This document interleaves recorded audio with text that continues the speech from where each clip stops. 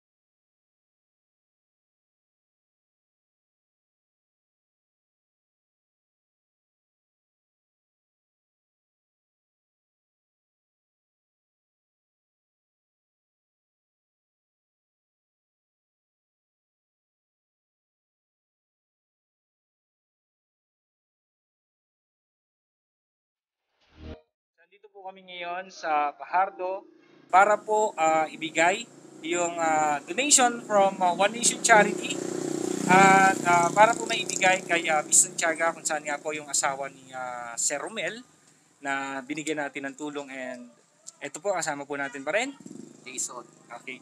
So ito po, sundan niyo po kami.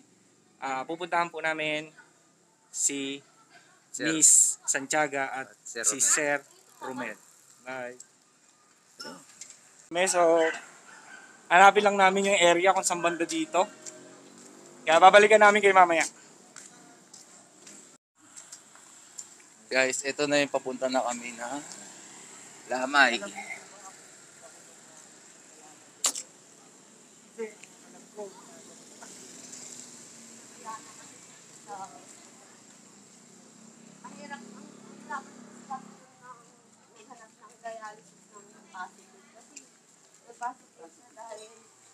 May asthma kasi.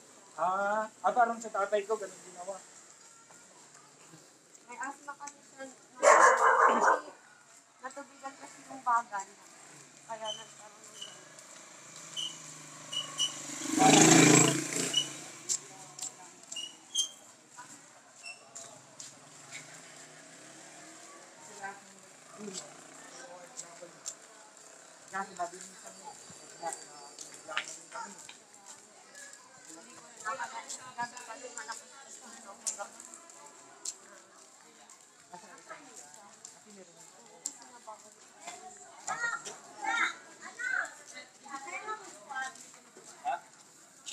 So guys, ito po yung ating tinulungan, si Miss Santiago.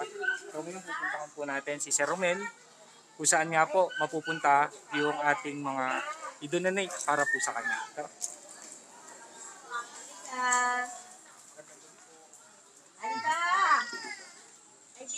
So ito po si Sir Romel. Pakitang Sir Romel. Ito na po yung ating so ngayon, lahat nung ating nalikom galing po sa One Nation Charity. Ito po ay makakarating na po kay Sir Romel. So, bibigay po natin kay Jaga.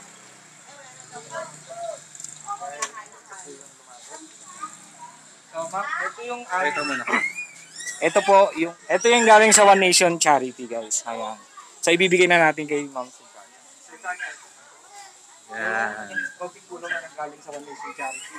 Ito po yung galing sa One Nation Charity. Sana po makatulong kayo. At kung sakali po may mga problema, pwede pa rin po kayong message. Maraming salamat po. Thank you po. Sige po. Salamat. Ito daw. Ito yung mga Magandang gabi po. magandang gabi po. Ayan, lola niya. May lola po siya. Ito kasi dalawa po. Hello po. Sana po makakala po pala yung lola. Ako sa tao ka lang po. Sige po. Salamat po. Thank you po. Sige po. Thank you. Okay guys, naibigay natin yung tulong kay Miss Santiago, yung asawa nga ni Sir Romel.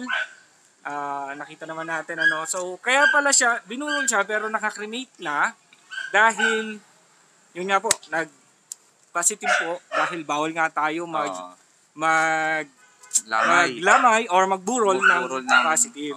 So kaya ganun po yung nangyari. And syempre maraming salamat sa lahat ng tabi tayo. Baka masagasaan pa eh. Okay. So maraming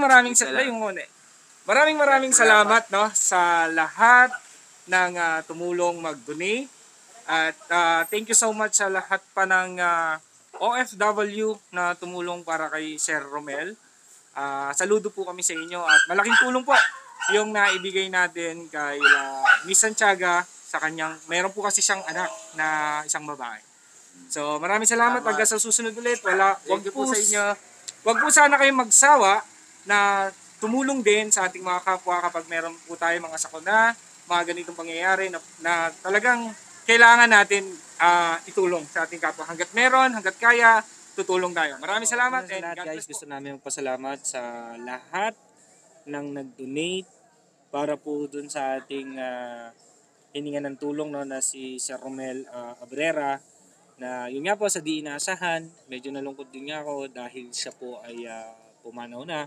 At nakita niyo naman sa ating video ngayon na naibigay natin yung mga tulong na ibinigay po ng ating mga donator, no? So hindi na natin sila isa-isahin. So OFW from Philippines nagbigay. Hindi man ganun kalaki yung nakakuha natin, at least malaking tulong na rin po 'yon.